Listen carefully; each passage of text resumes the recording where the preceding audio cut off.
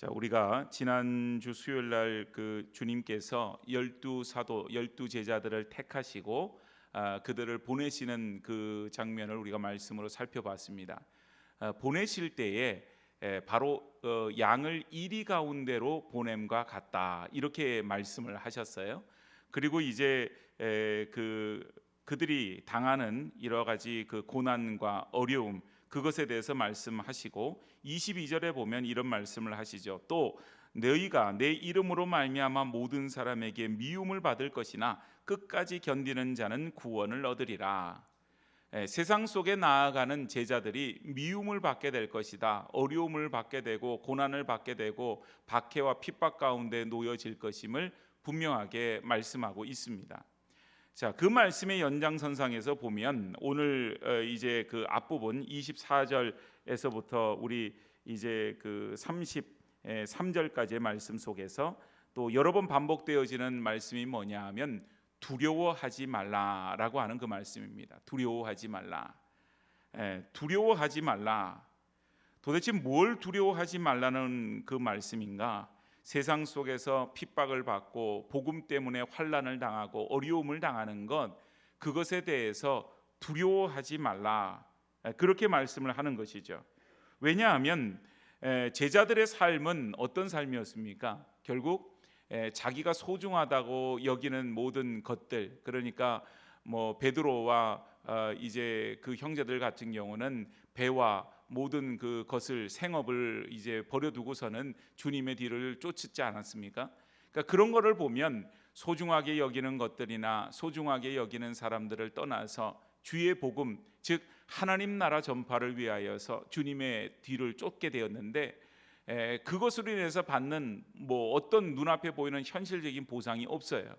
예수님을 쫓아다님으로 인하여서 뭐 높은 자리에 오르게 되고 어떤 권세를 얻게 되거나 물질을 얻게 되거나 뭐 아무것도 얻는 게 없고, 오히려 예수님 말씀하시는 것은 그것 때문에 사람들이 제자들을 미워하게 되고 그것 때문에 박해를 받고 그것 때문에 어려움을 당하게 된다, 이제 그런 얘기만 예수님이 합니다.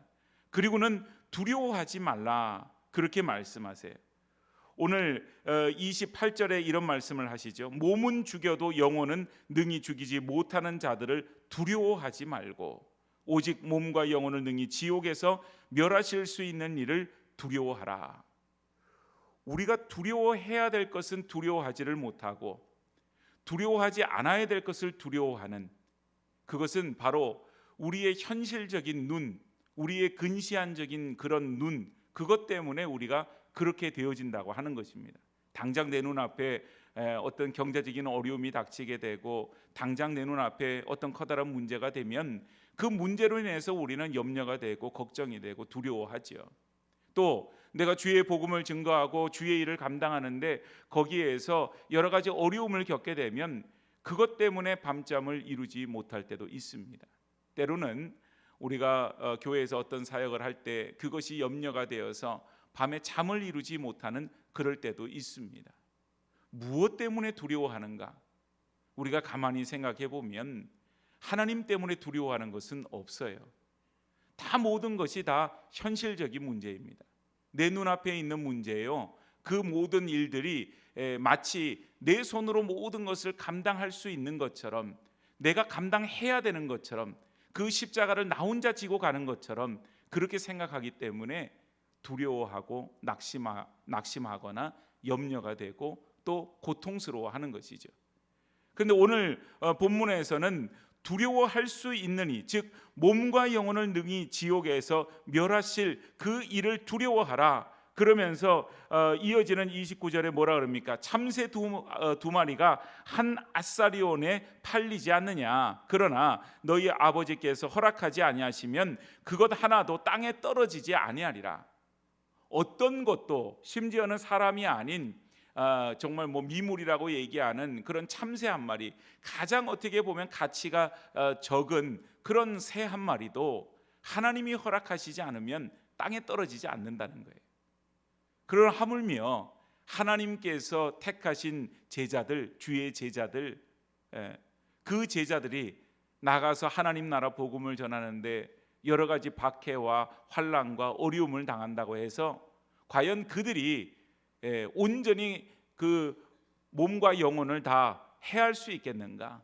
그렇게 할 수 없다는 거죠. 그래서 모든 것이 다 하나님 능하신 손에 붙들린 바 되었기 때문에 우리는 다만 하나님 앞에서 하나님 두려워하고 하나님만을 경외할 뿐이지 세상 속에 나아갈 때 세상에 두려워할 것들을 우리가 염려하고 근심할 것들이 없다. 그것을 예수님께서 말씀하고 있어요. 그러면서 여기 30절 말씀에 이런 그 표현을 쓰죠. 너희에게는 머리털까지 다 세신 바가 되었다. 머리털까지 세신 바가 되었다. 무슨 말이겠어요, 여러분? 여러분들 머리카락이 몇 가닥 되는지 혹시 아시는 분이 있으세요? 머리카락 아마 셋이다가 그동안에 머리털이 빠질 거예요, 그죠? 그래서 그 수를 알 수는 없지요, 누구라 할지라도. 주님은 그만큼 우리의 머리털까지도 세신 바 되어질 정도로 우리의 모든 것을 세밀하게, 우리보다 우리를 더 잘 알고 계시는 분이 우리 하나님이시라고 하는 사실입니다. 우리 주님이 그러세요. 그래서 우리 주님이 그와 같이 세밀하게 우리를 돌보시고 우리를 지키시고 우리를 인도하시기 때문에 우리가 그 앞에서 우리가 두려워하고 세상의 헛된 것들로 두려워하고 우리가 당면한 어떤 일들로 인해서 두려워하고 염려하고 그렇게 해야 될 이유가 없고, 오히려 그 하나님이 우리를 돌보심을 우리가 믿음으로 고백하는 그것이 더 중요하다라고 하는 거예요. 그래서 두려워하지 말라. 너희는 많은 참새보다 귀하니라. 참새 2마리가 한 아사리온에 팔린다 그러는데 그 2마리 정도가 아니라 많은 참새보다, 아무리 그 참새를 많이 쌓아놓은들 우리보다 그것이 귀하지 않다 이 말이에요. 그래서 우리가 중요한 것, 여기 32절과 33절 말씀에 나와져 있습니다. 32절과 33절을 다시 한번 읽습니다. 누구든지 사람 앞에서 나를 시인하면 나도 하늘에 계신 내 아버지 앞에서 그를 시인할 것이요, 누구든지 사람 앞에서 나를 부인하면 나도 하늘에 계신 내 아버지 앞에서 그를 부인하리라. 즉 하나님에 대한 믿음, 하나님 앞에서 우리가 하나님을 시인한다고 하는 것은 주님이 누구신가? 주는 그리스도시요 살아계신 하나님의 아들입니다. 그 고백과 그 시인이 우리 안에 믿음의 고백으로 있어져야 된다는 거죠.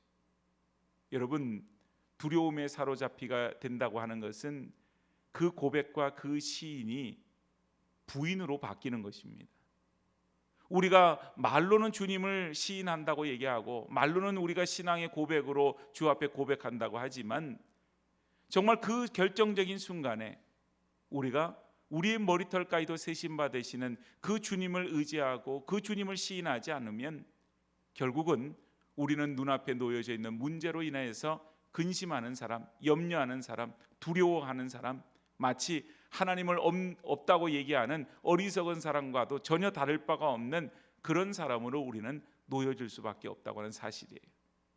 오늘 주님은 제자들이 나가서 많은 어려움과 환난을 겪을 줄을 알아요.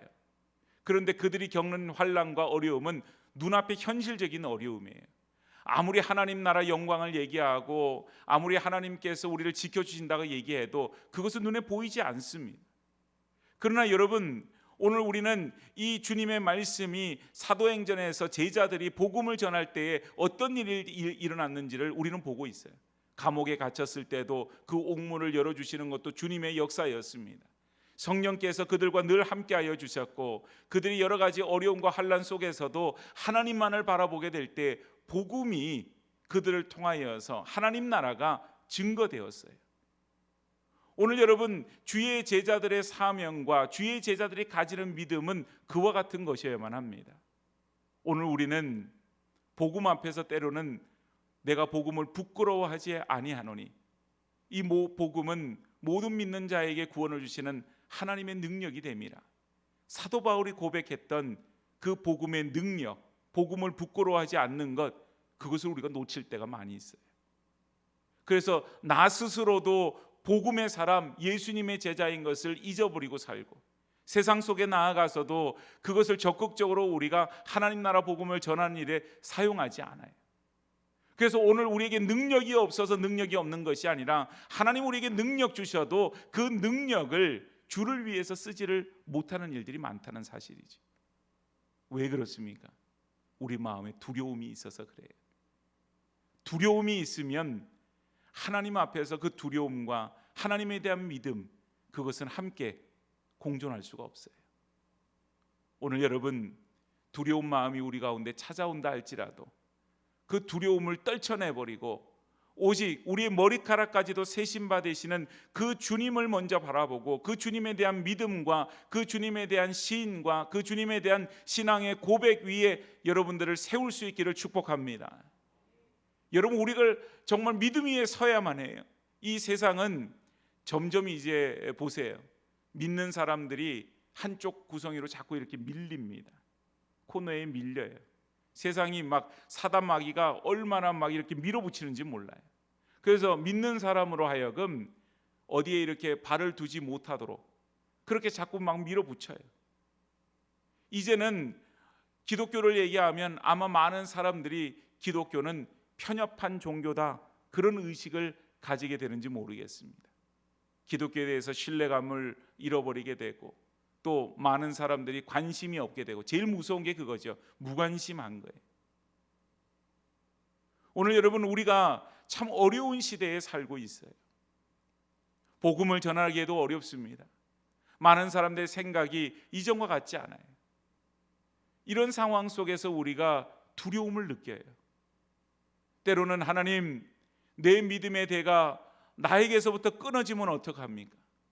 내 자녀들에게로 또 그 손자에게로 그 자자손손이 믿음의 가문으로 이어나가기를 간절히 소망하지만 하나님, 끊어지면 어떡합니까? 그런 마음의 두려움도 있어요. 또한 우리가 복음을 전할 때 거절당하는 것에 대한 두려움도 있어요. 주의 백성으로 하나님 자녀로 산다고 하는 것에 오히려 하나님 앞에 영광을 드러내지 못하고 하나님 영광 가리울까 봐 걱정하고 염려하는 그런 두려움도 있어요. 그러나 여러분, 그 모든 두려움은 하나님 주시는 게 아닙니다. 우리가 그런 두려움을 가질 때에도 그것을 다 떨쳐버려야 돼요. 그리고는 오직 우리의 머리카락까지도 세심받으시는 그 하나님 앞에 우리의 마음을 두고 그 하나님만을 바라보고 우리가 믿음으로 서야 될 줄로 믿습니다. 두려워하지 말고, 두려워할 시간이 있으면 기도해야 돼요. 우리가 염려할 일이 있으면 그 시간이 기도할 시간이고, 그런 것처럼 두려워하는 마음이 찾아오면 그 순간 하나님 앞에 선포하고 그 두려움을 내 심령 가운데서 쫓아내야 하는 것입니다. 성도의 입술은요, 권세가 있어요. 오늘 새벽에도 그 말씀을 전했는데 성도의 입술에 권세가 있어요. 예수의 이름으로 그 두려움을 쫓아나게 될 때 우리가 가졌던 잠시 잠깐의 그 두려움에서 벗어나서 다시 한번 믿음 가운데 서게 되어지는 것이죠. 그런데 전전긍긍해요. 어찌할 바를 몰라 해요. 그리고는 자꾸 물러섭니다. 뒤로 자꾸 물러서요. 그러다 보니까 나중에 물러설 공간이 없죠. 그러면 막 어쩔 줄을 몰라 하는 거예요. 거기에서. 여러분, 오늘 우리가 어떤 환난과 어떤 핍박과 어떤 어려움을 당해도 우리는 예수의 사람들입니다. 예수 믿고 구원받고 예수 믿고 우리의 죄사함을 받고 오직 예수의 이름으로만 우리가 구원받는 사실은 변할 수 없는 사실이에요. 세상이 12번이 바뀌고 100번이 바뀌어도 이 사실은 변할 수가 없어요. 오늘 2000년이 넘는 시간들 속에서 성경이 그것을 증명하고 있고, 또한 하나님의 많은 백성들이 그 사실을 증명하고 살았어요. 저와 여러분들이 이 험한 세상 속에서 오직 믿음으로 서나가게 될 때 예수 그리스도 그 이름만이 우리의 권세가 되어지고, 예수의 이름으로 선포하게 될 때 우리의 두려운 마음들이 내어 쫓게 되고, 그 속에서 온전히 예수님의 이름으로만, 그 믿음으로만 서나가는 주의 백성들이 되어줄 수 있기를 주의 이름으로 간절히 축복합니다. 그리고 이제 예수님께서 계속해서 말씀하시는데 여기에 보니까 또 한 가지의 문제를 말씀하십니다. 그건 뭐냐 하면 바로 36절과 37절, 35절부터 쭉 이어지는 거예요. 34절에도 물론 이어지죠. 화평이 아니라 검을 주러 왔다. 그러면서 가정 내에서 어때요? 여기에 아버지와 딸이, 아버지와 그 아버지와 딸이, 어머니와 며느리가 또 시어머니와 막 불화하는 그런 집안 식구들끼리 원수가 되어지는 그런 일들이 일어나게 되지요. 이런 일들이 일어나면서 하시는 말씀이 37절에 아버지나 어머니를 나보다 더 사랑하는 자는 내게 합당하지 아니하고 아들이나 딸을 나보다 더 사랑하는 자도 내게 합당하지 아니하며, 이 말씀을 이제 말씀하실 때 많은 분들이 막 혼란을 느껴요. 그리고는 그러면 어떻게 하란 말이지? 그런 생각이 들죠. 그리고는 도대체 그냥 교회에만 열심히 충성하고 집안에 있는 우리 식구들은 등한시하란 말인지, 아니면 뭐 식구들과 싸우라고 하는 말인지 도통 이해를 못하는 일들이 많이 있습니다. 그런데 이 말은 앞에 있었던 그 말의 연장선상이에요. 예수님께서 이 땅에 오셔서 하나님 나라 복음을 전하십니다. 하나님 나라 복음은 하나님께서 통치하시는 나라, 그 나라가 이제 하나님 나라고, 그 나라 백성이 바로 예수를 믿는 사람들, 그 사람들이에요. 그래서 이전에는 내 고집대로, 내 마음대로, 내 뜻대로, 내 주관대로, 내가 옳은 대로 그냥 살면 그거로 끝뿐이었어요. 누구 옆에서 죽어가든 말든 내가 그 사람한테 적극적으로 해코지만 하지 않으면 뭐 이게 죄될 일도 없고, 그저 나만을 위한 이기적이고 그런 아주 개인주의적인 그런 삶을 사는 일에 익숙해졌다고 하는 것입니다. 근데 하나님 나라는 그러질 않아요. 하나님이 통치하시는 나라예요. 하나님이 통치하시는 나라는 오늘 뒤에 보면은 쭉 그런 이야기예요. 결국은 자기 십자가를 지고 예수님 쫓아가는 것. 자기 십자가라고 하는 것이 무엇입니까? 자기를 부인하는 거예요. 내가 생각하고 내가 주장하고 나의 안락함이나 나의 즐거움이나 온통 자기중심적인 어떤 것에서부터 그거를 내려놓는 거예요. 그리고는 무엇보다 하나님이 기뻐하시는 삶, 하나님이 원하시는 삶, 그것을 쫓아서 우리가 가는 것이 자기 십자가를 지는 자기 부인의 삶이에요. 그러니까 여러분 생각해 보세요. 자기 거를 주장하지 않는 사람을 세상에서는 뭐라 그럽니까? 모질한 사람이라 그래요. 좀 모질한 사람이라 그러죠. 저 사람은 참 좋은데 나랑 안 맞아, 성향이. 왜? 저 사람은 그저 예수님 때문에, 예수라고 하는 사람 때문에 자기 거를 아무것도 주장하지 않고 틈만 나면 교회 가서 기도하고, 틈만 나가면 돈도 안 되는 가서 봉사한다 그러고, 뭐 가서 이렇게 해서 반찬 만들어서 이웃에게 나눠주고, 심지어는 자기 돈 들여서 전도할 사람들 밥 사 먹여 가면서 그렇게 돈을 쓴다는 거예요. 그걸 보면서 훌륭하다고 생각하는 것이 아니라 그걸 보면서 나랑 안 맞다고 생각해요. 그러면 여러분 이 세상이 어떻게 되겠어요? 예수님을 쫓는 사람과 예수님 쫓지 않는 사람, 하나님 나라 그 삶을 살아가는 사람과 여전히 자기의 삶을 살아가는 사람들, 그 사이에 갈등과 분열이 존재하게 되는 겁니다. 오늘 바로 이제 극단적으로 얘기한 이제 그 사람이 그 아버지와 딸이 어머니와 며느리가 시어머니와 불화하게 된다. 그래서 그 원수가 자기 집안 식구다, 이렇게 얘기하는 것이 극단적이지만 바로 그런 상황을 말하고 있는 거예요. 예수를 믿고 예수를 쫓는 사람, 예수를 쫓지 않고 하나님 나라를 모르는 사람, 그 사이에는 갈등과 분열이 생길 수밖에 없다. 그러나 그 속에서 우리는 뭘 쫓아야 되는가? 바로 하나님 나라를 살아가는 사람으로서, 즉 예수님이 불러주셨고 예수님의 부름을 따라 살아가는 사람들은 하나님 나라 백성으로서 그 삶을 살아가기에 힘써야 된다는 거죠.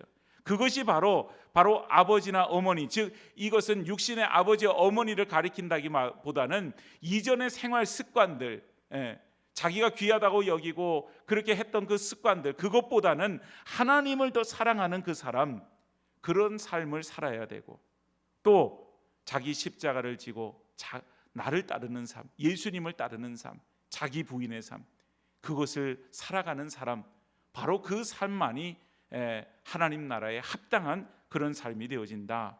바로 그것을 이야기하고 있는 것이죠. 오늘 여러분, 이런 사람에게는 어떤 상급이 있습니까? 40절에서 마지막 42절까지의 말씀을 보면 이제 너희를 영접하는 자는 나를 영접하는 자, 즉 주님을 영접하는 자고, 또 주님을 영접하는 자는 나를 보내시니 성부 하나님을 영접하는 그와 같다. 그러면은 미루어서 이렇게 올라가면 결국은 우리가 하나님의 대리자로서, 이 세상에서 똑같이 하는 거예요. 여러분, 나라를 대표하는 대통령이 어느 나라를 이렇게 방문하게 되면 극진하게 대접을 받지요.